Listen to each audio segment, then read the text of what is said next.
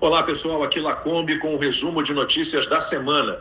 Os ministros do Supremo que não foram eleitos instituíram, no lugar do Legislativo, as normas que vão valer para a internet.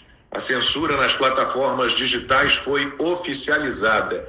Por 8 votos a 3, o artigo 19 do Marco Civil da Internet foi considerado parcialmente inconstitucional. Agora haverá responsabilidade das redes sociais quando elas não bloquearem imediatamente conteúdos que configurem ilícitos graves. Na lista, há condutas em torno das quais há consenso de que não tem relação com liberdade de expressão. Pornografia infantil, incentivo ao suicídio, a automutilação, tráfico de pessoas. Só que há uma infinidade de atos que claramente são passíveis de interpretação. Abolição do Estado de Direito, tentativa de restringir o exercício dos poderes constitucionais, violência política, atentados contra as eleições, discursos de ódio. Quem pode definir o que é isso tudo?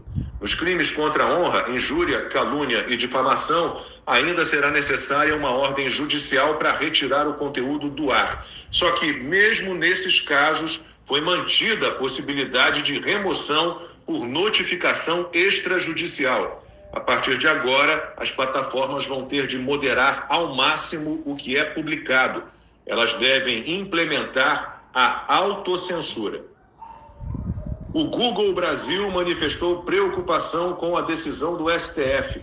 Em nota à imprensa, a empresa apontou que as mudanças na aplicação da legislação podem impactar a liberdade de expressão e a economia digital.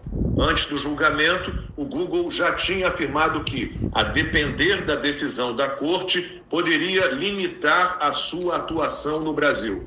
O tom do comunicado do Google foi similar ao emitido pela Meta, dona do Facebook e do Instagram. A empresa também afirmou que a mudança traz incertezas jurídicas e consequências para a liberdade de expressão. Na quarta-feira, o Congresso Nacional derrubou o decreto presidencial que aumentou a cobrança do imposto sobre operações financeiras. A decisão deve levar o governo a aplicar novos bloqueios e contingenciamentos no orçamento 2025, já que a decisão dos parlamentares deve resultar numa queda de arrecadação entre 10 e 15 bilhões de reais. Sem cortar gastos e com as contas comprometidas, o governo Lula deve apelar ao Supremo Tribunal Federal para garantir mais um aumento de imposto. O presidente da Câmara, Hugo Mota, e do Senado, Davi Alcolumbre, impediram o aumento do IOF, mas, no mesmo dia, aprovaram o projeto que aumenta o número de deputados federais de 513 para 531, a partir da próxima legislatura, que começa em 2027. Essa ampliação, claro, vai exigir mais gastos públicos. As estimativas falam num gasto extra entre 65 e 150 milhões de reais por ano. Levantamento divulgado esta semana mostra que desde o início do atual mandato de Lula, em janeiro de 2023, as estatais brasileiras criaram 273 novos cargos abertos à indicação política. Esses postos são usados para empregar petistas, figuras ligadas aos partidos da base e parentes deles. O custo dessa expansão é de pelo menos 206 milhões de reais por ano, se contabilizados salários e benefícios, e abrange 16 empresas. O déficit das contas externas do Brasil foi de 2 bilhões e 900 milhões de dólares em maio, conforme dados do Banco Central. O resultado é maior do que o registrado no mesmo mês do ano passado, quando houve saldo negativo de 2 bilhões e meio. As informações fazem parte do relatório de estatísticas do setor externo, publicado pelo Banco Central. Um saldo negativo nas contas externas significa que o país enviou mais dinheiro para o exterior do que recebeu. Em 2024, o saldo negativo somou quase 56 bilhões de dólares.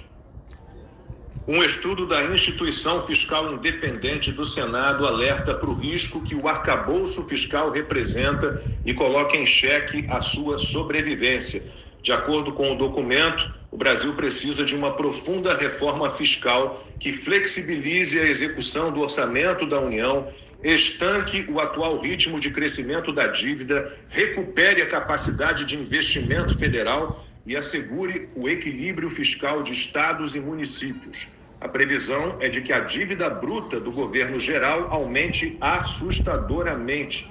Assim, a relação dívida-PIB tende a crescer 10,8 pontos percentuais entre 2023 e 2026, podendo chegar a 77,6% este ano.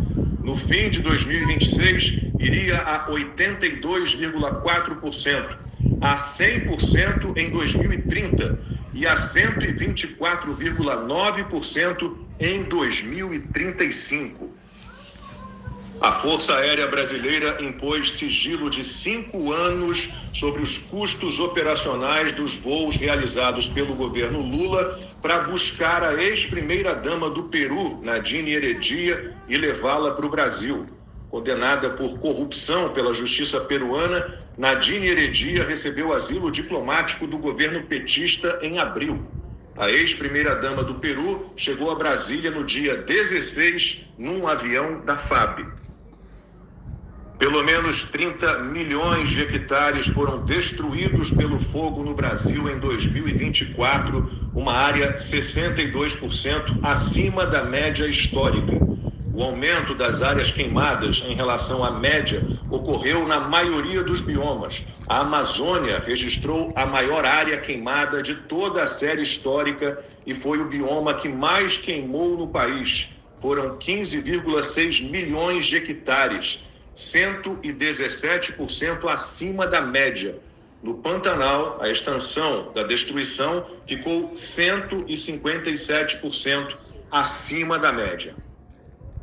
O presidente dos Estados Unidos, Donald Trump, se juntou a Israel e fez um ataque contra 3 instalações nucleares do Irã. Assim, ele conseguiu interromper a guerra. Depois, em reunião da OTAN em Haia, na Holanda, Trump conseguiu o compromisso de que os países europeus que fazem parte da aliança vão aumentar os gastos com defesa para 5% do PIB. Essa era uma demanda antiga do presidente americano. O único que não aceitou aumentar os gastos com defesa foi o primeiro-ministro da Espanha, Pedro Sánchez, do Partido Socialista Operário Espanhol. Ele decidiu manter os gastos militares em 2,1% do PIB. Sánchez pode pagar caro pelo desafio a Trump. O presidente americano disse que deve cobrar mais impostos sobre produtos importados pelos Estados Unidos da Espanha.